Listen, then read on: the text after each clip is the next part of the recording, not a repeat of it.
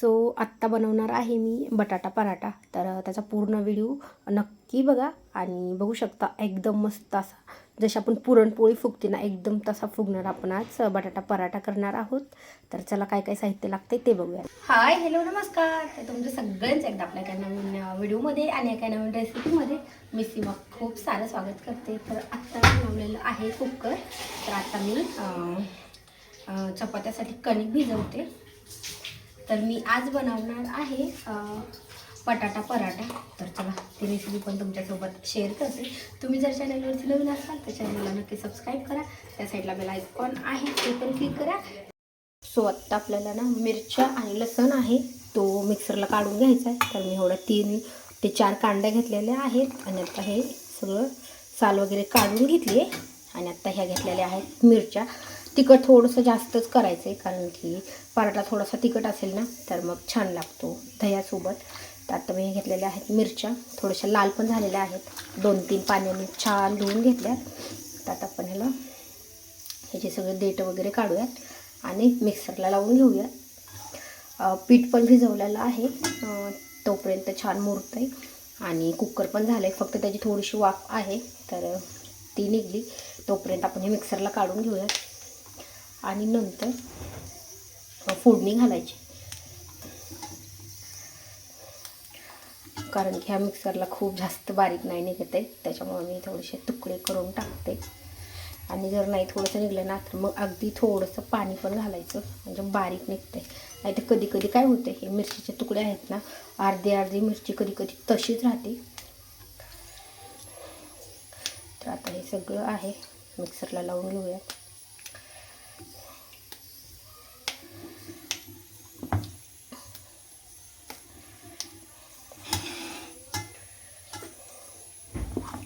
आता मी ह्याच्यामध्ये फक्त हिरवी मिरची आणि लसूणच वापरलेला आहे. आपल्याला जिरे मोहरी फोडणीला घालायचे.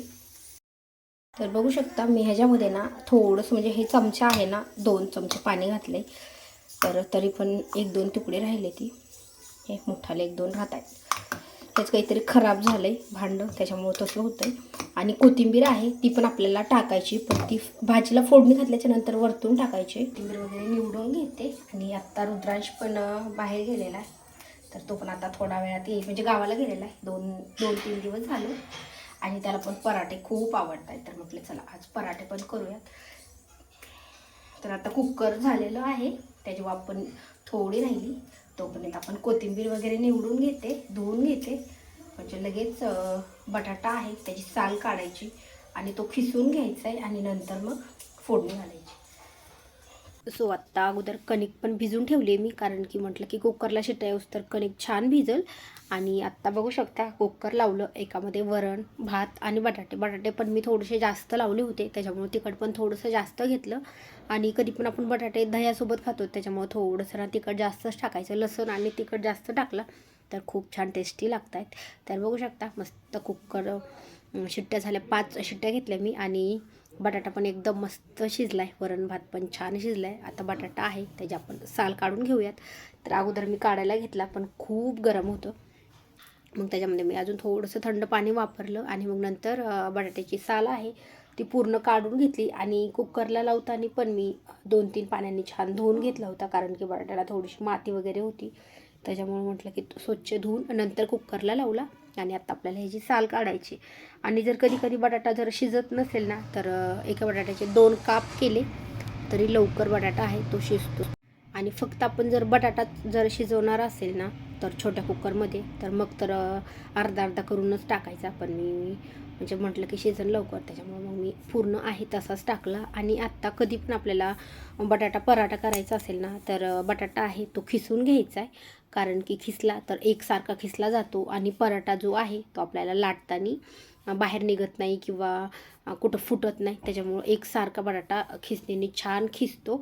आणि आपण जर तसंच जर चमच्याने वगैरे किंवा एखाद्या वाटीने प्रेस करून घेतला तर कुठं मोठाला राहतो. आणि जेव्हा वडापाव करायचा असेल ना तेव्हा खिसून घ्यायची गरज नाही, तेव्हा फक्त आपण हाताने जरी प्रेस केला बटाटा तरी वडापाव छान लागतो. तर बघू शकता ही छोटी आलं खिसायची खिसणी आहे तर त्यानेच मी कधी पण बटाटा वगैरे त्यानेच खिसून घेते. छान मस्त बारीक खिसतो आणि उकडलेल्या बटाट्याला अजिबात वेळ नाही लागत आहे. अगदी 1 ते 1.5 मिनटामध्ये एक डब्बाभर बटाटा म्हटला तरी पण खिसून होईल. फक्त थोडासा थंड व्हायला पाहिजे, म्हणजे लवकर होतो. हा थोडासा गरम होता आणि घाईघाईमध्ये म्हटलं चला बनवूयात. सो कढईमध्ये तेल टाकलं. अगोदर थोडंसं तेल माझ्याकडनं जास्त पडलं, कारण की मी डायरेक्ट कॅन्डेने टाकलं. परत म्हटलं खूप जास्त होईल म्हणून थोडंसं काढून घेतलं, कारण की आपल्याला पराठ्याला पण तेल लावायचं. आणि मी जास्त म्हणजे भाजीला नाही तेल वापरते, म्हणजे पराठा वडापाव वगैरे करायचं असेल ह्या भाजीला जास्त नाही तेल घालायचं. बाकी एरवीच्या घातलं तरी चालतं.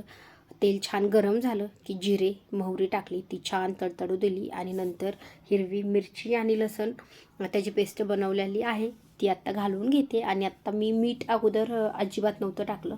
आता आपल्याला जेवढं भाजीला लागणार आहे तेवढं मीठ ह्याच्यामध्ये लगेच घालून घ्यायचं आहे. तर आत्ता मी ह्याच्यामध्ये थोडीशी हळद आणि मीठ आहे ते ह्याच्यामध्ये लगेच घालते. आणि कोणी कोणी काय करतं की कणिक भिजवताना त्याच्यामध्ये पण थोडीशी हळद घालतायत, पुरणपोळीला पण घालतायत आणि पराठ्याला पण घालतायत. पण मी नाही घालत आहे. मी अजून कधीच नाही पुरणपोळीला पण नाही घातली हळद कणिकमध्ये, आणि बटाट्या पराठ्याला पण नाही. एका दिवशी बघू आपण घालून की कसे होत आहेत, म्हणजे दिसायला छान दिसत आहेत असे म्हणतायत.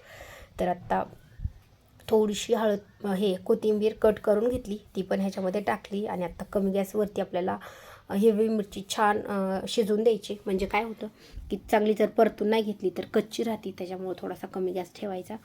आणि हिरवी मिरची आणि लसणाची पेस्ट आहे ती छान परतून घ्यायची. आणि लगेच आता मी खिसून ठेवलेला बटाटा आहे तो पण लगेच ह्याच्यामध्ये टाकते. आणि अगदी कमी गॅस ठेवायचा आहे, अगदी 1 ते 1.5 मिनटच आपल्याला गॅसवरती परतून घ्यायचा आहे बटाटा. नाही परतून घेतला आपण गॅस बंद करून पण परतून घेऊ शकतो, पण म्हटलं चला गॅस थोडासा चालू ठेव, म्हणजे एकदम कमी ठेवायचा आहे. आणि अर्ध्या ते 1 मिनटामध्ये हे मिक्स सगळं आहे मसाला वगैरे बटाट्याला लागतो. आणि मग नंतर गॅस बंद करायचा आहे आणि ह्याला थोडंसं गार होऊ द्यायचं आहे. गार झालं तर मग हाताला पण भाजत नाही आणि पराठा पण छान होतो. तर बघू शकता 1-2 मिरचीचे मोठाले तुकडे राहिलेले आहेत. सो मी आत्ता ह्याच्यामध्ये मिक्स केलेत. पण आता जेव्हा मला पराठा बनवायचा आहे ना तेव्हा मी हे काढणार आहे, कारण की हे जर तसेच ठेवले तर मग आपला बटाटा पराठा आहे ना तर तो फुटणार. त्याच्यामुळं जे जाड वगैरे आहेत तर ते काढून घ्यायचे. तर कणिक बघू शकता मस्त छान भिजली होती. आणि आता एकदा त्याला थोडंसं तेल लावून अजून थोडीशी मऊ करून घेते. आणि लगेच आता आपण घेऊयात बटाटा पराठा करायला. तर 2-3 टाईपचे बटाटे पराठ्याची आपण कणिक बनवू शकतो. आत्ता मी अशी बनवते जशी की आपण पुरणपोळीमध्ये जसं पुरण घालतो ना तशी पण करू शकतो, किंवा थोडीशी लाटून त्याच्यावरतून जरी घातलं तरी सेम तशीच होती. तर आता मी तुम्हाला फक्त एक पराठा बनवून दाखवते, कारण की व्हिडिओ खूप मोठा होते.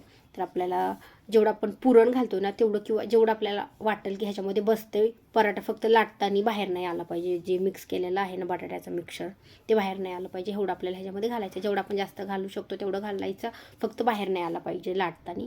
आणि त्याचं तोंड पूर्ण पॅक करून घ्यायचे. आणि एरवी चपात्याला ना जास्त पीठ नाही लावत आहे मी, पण पराठा वगैरे असेल ना तर ते चिटकू नाही म्हणून थोडंसं जास्त घेतलं आहे. अगदी हलक्या हाताने पराठा लाटायचा. व्हिडिओ थोडासा मी स्पीड वाढवली म्हणून वाटत असेल खूप फास्ट, पण अगदी हलक्या हाताने पराठा छान लाटून घ्यायचा आहे. आणि मग लाटलं की तवा तर अगोदरच मी गरम करून घेतलं आहे. आणि अगदी त्याच्यावर थोडंसं तेल टाकायचं. कधी पण चपाती करताना किंवा पोळी काही पण भाजायचं असेल तर थोडंसं तर तेल टाकायचं, म्हणजे चिटकत नाही पराठा चपाती काही पण असेल ते. आणि आत्ता मस्त छान भाजून घेऊया. तोपर्यंत बाकीचे पराठे पण मी लगेच लाटून घेते, कारण की माझं लाटणं चालूच होतं. म्हटलं की आता एक पराठा आहे तो तुम्हाला मी भाजून दाखवते की कसा भाजतो. एकदम पूर्ण म्हणजे काट पण नाही राहते, पूर्ण काटापर्यंत एकदम.